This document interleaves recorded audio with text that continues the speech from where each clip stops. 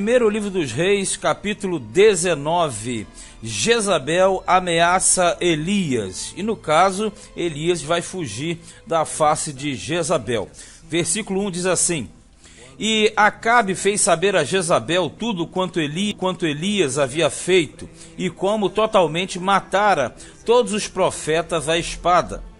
Então Jezabel mandou um mensageiro a Elias, a dizer-lhe: Assim me façam os deuses e outro tanto, se der certo, amanhã a estas horas não puser a tua vida como a de um deles. Bem, nós sabemos que Acabe era o rei de Israel, mas que na verdade Jezabel era quem ditava as regras.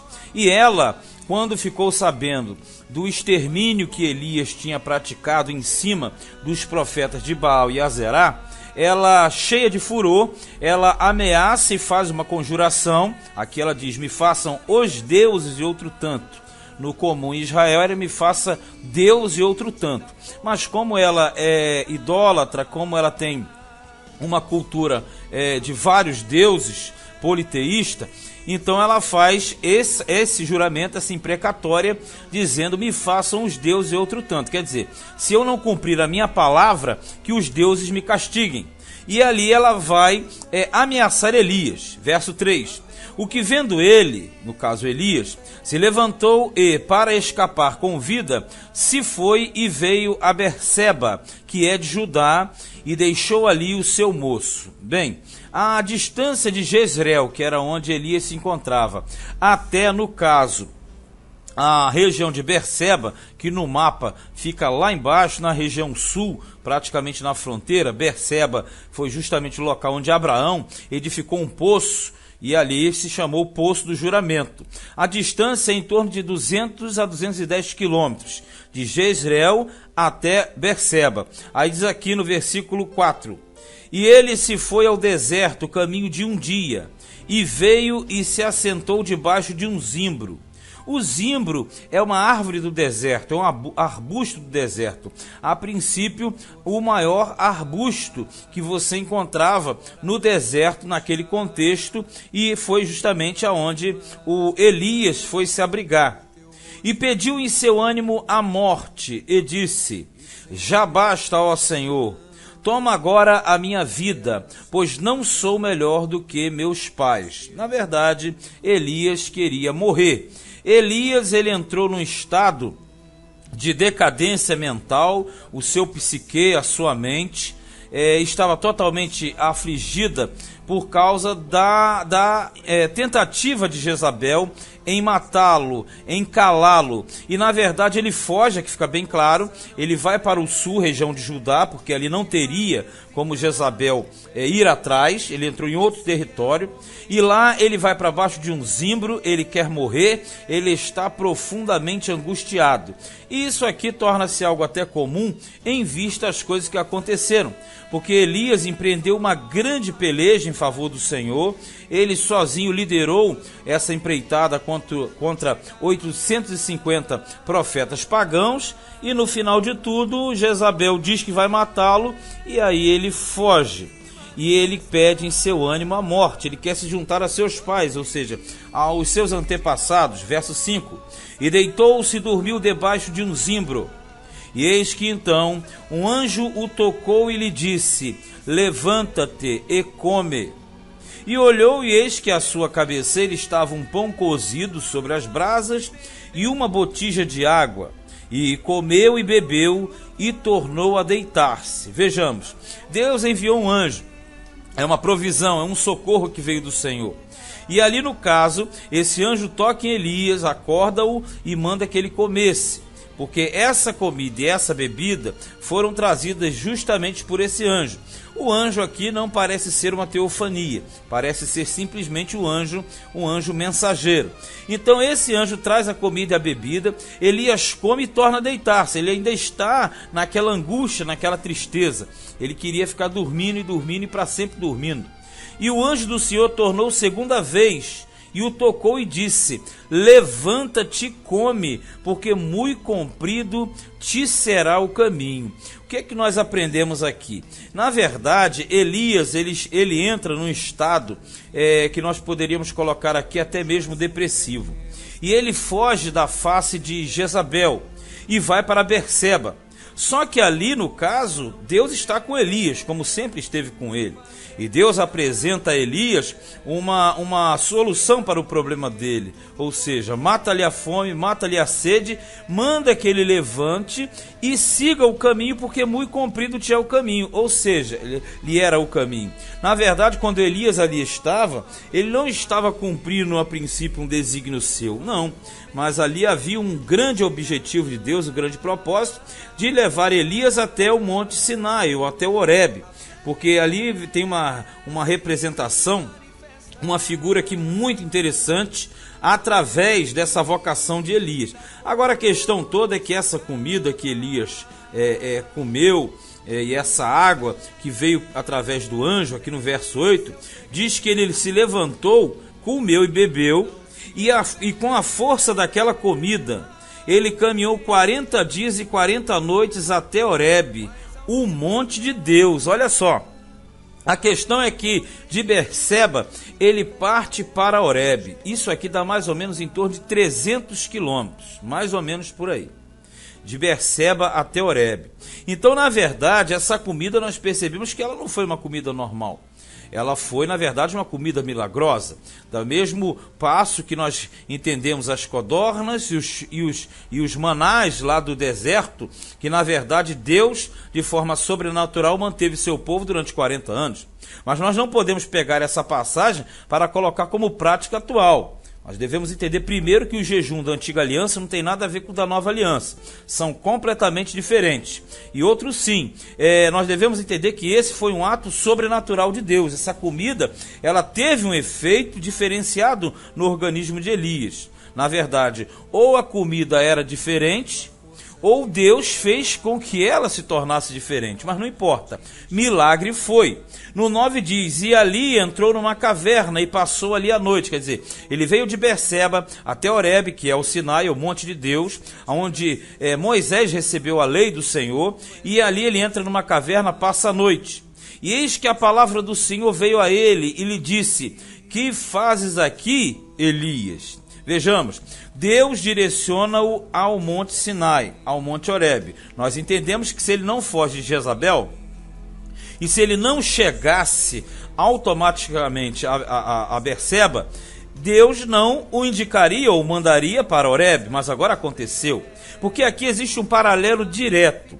Você que é uma pessoa que conhece a Bíblia, você que é o nosso estudante, estuda conosco, você sabe que o Moisés, ele estabeleceu a lei. O Moisés foi aquele que trouxe a lei de Deus para o povo de Israel. Só que nessa altura estava totalmente decadente. Eles haviam quebrado todos os preceitos. Então, na verdade, essa ida de Elias até Horebe, que é o Sinai, simbolizava o quê? Uma nova era, uma nova etapa, uma restauração de Deus na fé israelita, que deveria justamente voltar à pureza do Pentateuco, à pureza da lei e o abandono total e progressivo, digamos assim, da cultura de Baal que estava implantada na terra.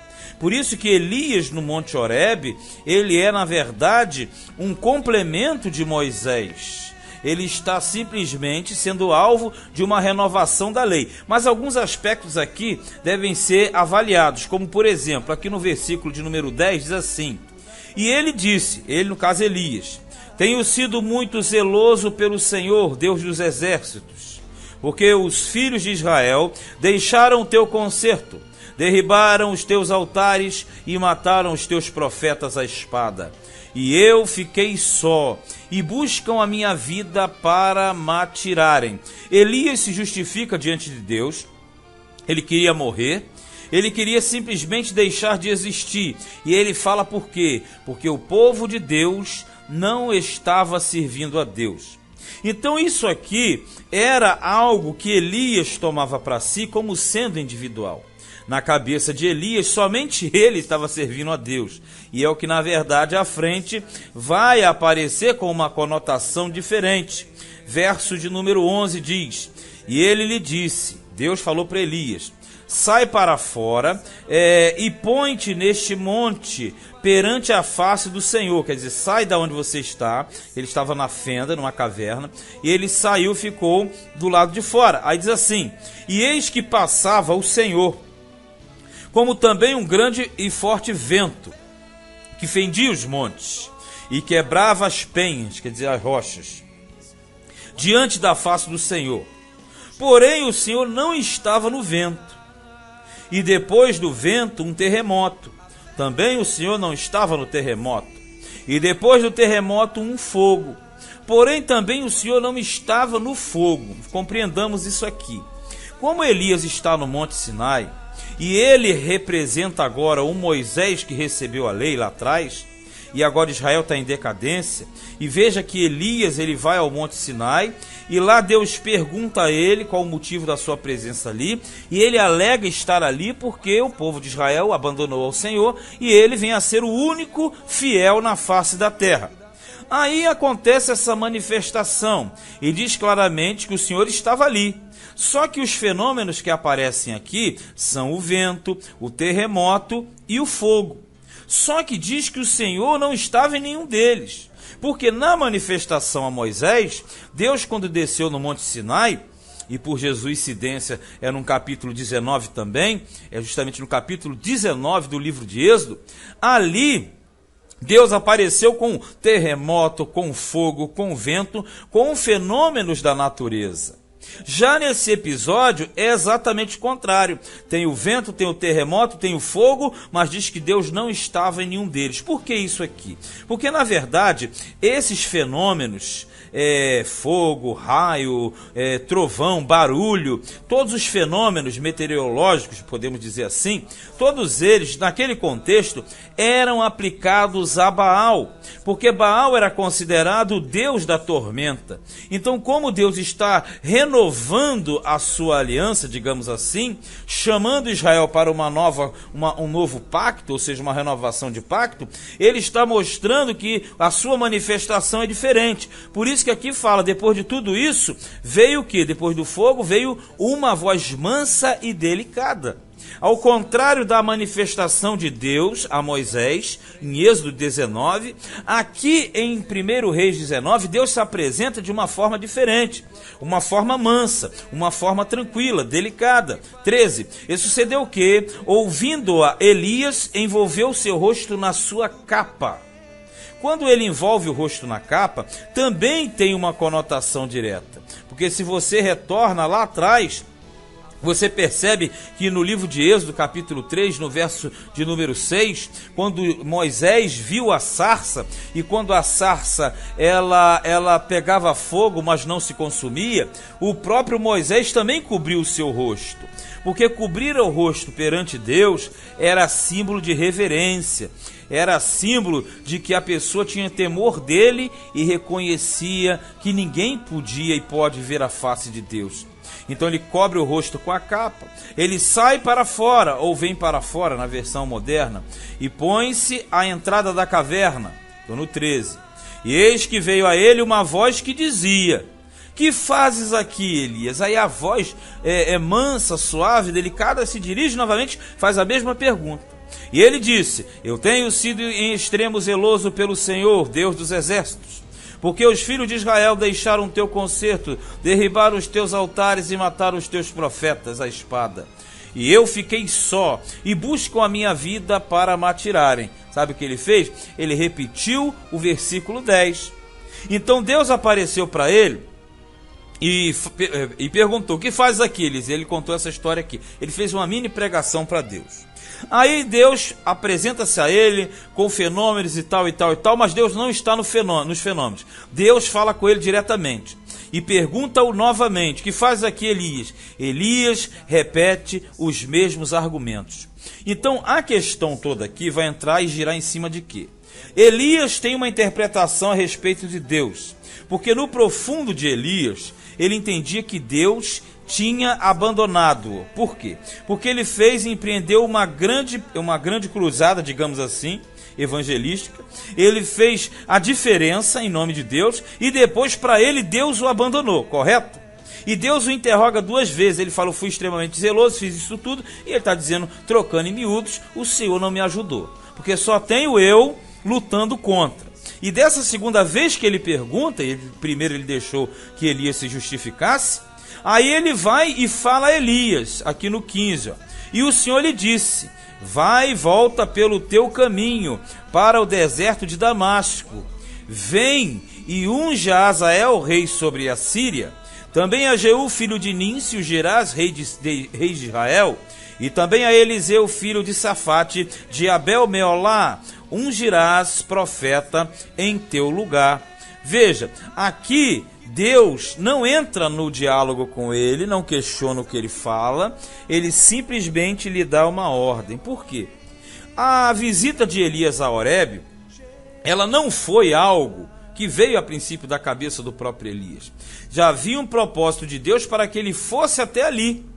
E ele, quando apresenta suas justificativas na sua mente finita, ele não sabia do plano de Deus, que é uma mente infinita. Porque o plano de Deus é que Elias cumprisse uma outra parte ministerial, que era justamente ungir, consagrar 3 líderes que seriam, na verdade, representantes de Deus naquele contexto, que era o rei da Síria, o Azael em Damasco, que Damasco é a capital da Síria, Jeú, que seria o exterminador de Baal e da casa de Acabe e de Jezabel, e Eliseu, que seria o próprio sucessor de Elias. Então, quando nós chegamos aqui, nós entendemos o quê? Que quando Elias chega ali com a história de que ele queria morrer, na verdade ele não queria morrer, porque se ele quisesse realmente morrer, ele não comia nem a comida que o anjo deu para ele. Ele comia e dormia. E se ele ficasse em Israel, ele já seria morto, porque Jezabel estava ameaçando-o de morte. Então nós entendemos que ele não queria morrer a nada. Com certeza ele não queria morrer. Porque se ele quisesse morrer, ele não comia a comida do anjo e ficava lá e Jezabel matava ele.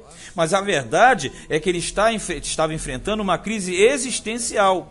Só que, na verdade, Deus permitiu tudo aquilo para que ele se deslocasse, viesse a Berseba, de Berseba a Horebe, para receber as instruções.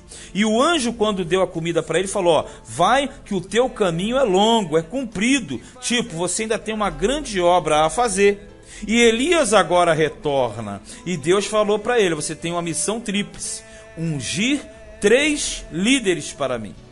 3 lideranças tu ungirás para mim. E aqui, na verdade, essas 3 lideranças, se você fizer uma analogia mais profunda, ela possui aplicações diretas.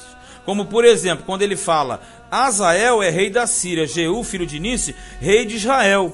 E Eliseu era o profeta, substituto dele. Mas se você pega uma analogia, melhor dizendo, direta do Eterno, ele aqui, na verdade, quando ele fala o Azael seria rei, o Jeú, que é chamado rei, ele não seria rei, ele seria uma espécie de sacerdote. Por quê?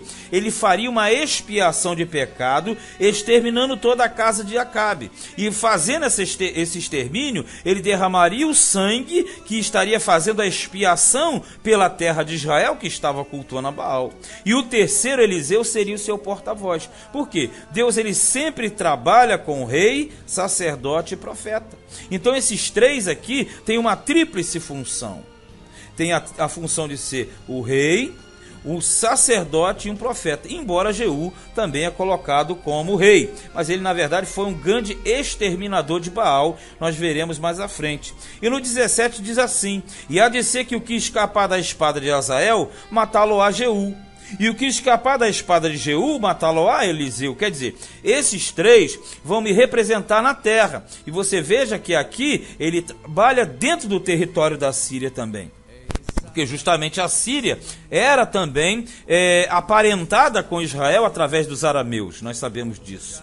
Verso 18, também eu fiz ficar em Israel 7.000, todos os joelhos que se não dobraram a Baal, e toda a boca que não o beijou. Porque quando ele fala 7.000, tipo, ô Elias, fica tranquilo, você pensa que é o último? Tu não é o último, tem 7.000 aí que também não se corromperam não, rapaz.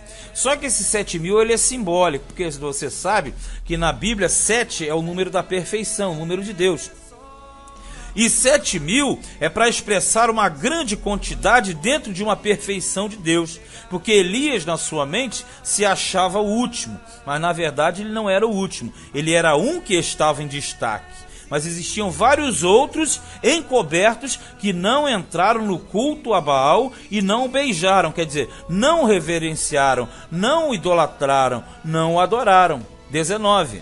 Partiu, pois, Elias dali e achou a Eliseu. Vamos parar um pouquinho. Então, vamos lá. Aí ele fez uma viagem de Berseba, de Jezreel a Berseba, agora de Berseba até o Sinai. Recebeu as instruções. O que acontece com ele agora? Agora ele vai retornar para a sua origem. Ele vai retornar para o território de Israel. E aqui no 19 diz que ele encontra Eliseu, que andava lavrando 12 juntas de bois adiante dele, o que dá a entender que Eliseu era de uma família de classe alta, porque para possuir 12 juntas de bois não era qualquer um. E aqui diz que Eliseu era filho de Safate. A princípio o pai dele era dono dessas juntas de boi, e ele estava justamente ali, seria o herdeiro daquela riqueza do pai. A junta do boi, você sabe que é dupla, né? Que puxa o arado.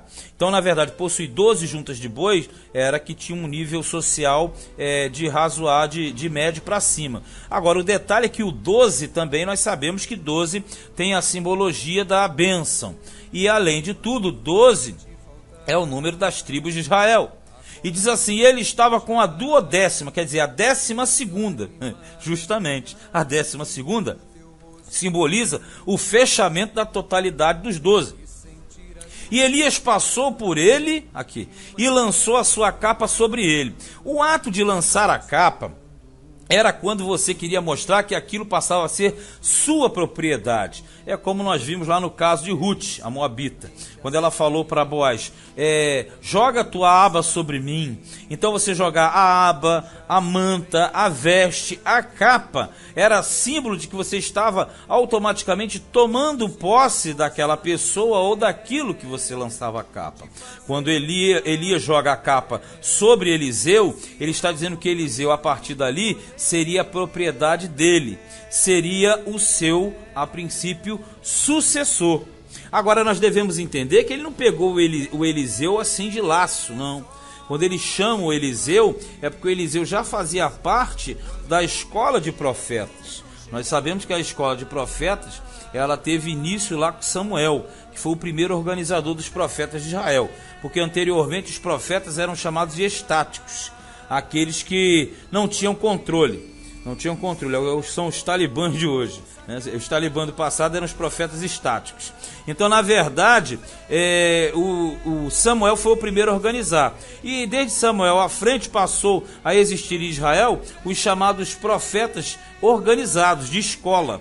Esses profetas de escola, eles tinham seu mestre. No caso aqui, Elias tinha seus discípulos. E Eliseu era um deles. Inclusive, quando ele chega para Eliseu, Eliseu já o conhecia. Quando ele lança a capa, ele está mostrando que ele seria o seu sucessor. Veja no 20. Então deixou ele os bois e correu após Elias e disse, deixa-me beijar a meu pai e a minha mãe, e então te seguirei. E ele lhe disse, vai e volta, porque te tenho eu feito, tipo assim, eu tenho feito, quer dizer, tenho te escolhido. Então, e você quer se despedir do seu pai e da sua mãe? Pode ir, mas depois volta, porque eu te escolhi para ser o meu discípulo. Símbolo direto de Jesus. Porque nós sabemos que Jesus é que escolhia e escolhe os discípulos. Não é? Ele diz claramente, os seus apóstolos também. Ele diz, não foste vós que escolhestes a mim, mas eu escolhi a vós. Então, na verdade, é eleição pura. Quando Elias escolhe a Eliseu, é porque foi direcionado por Deus. E, na verdade, nós sabemos que os discípulos é que vão atrás dos mestres. Mas na questão de Jesus, e como foi aqui de Elias, Elias é que foi atrás dos seus discípulos. É aqui mais do que um discípulo, é um sucessor. Foi como Moisés e Josué. Aí no 21 diz, voltou pois de atrás dele e tomou uma junta de bois e os matou. E com os aparelhos dos bois cozeu as carnes e as deu ao povo e comeram.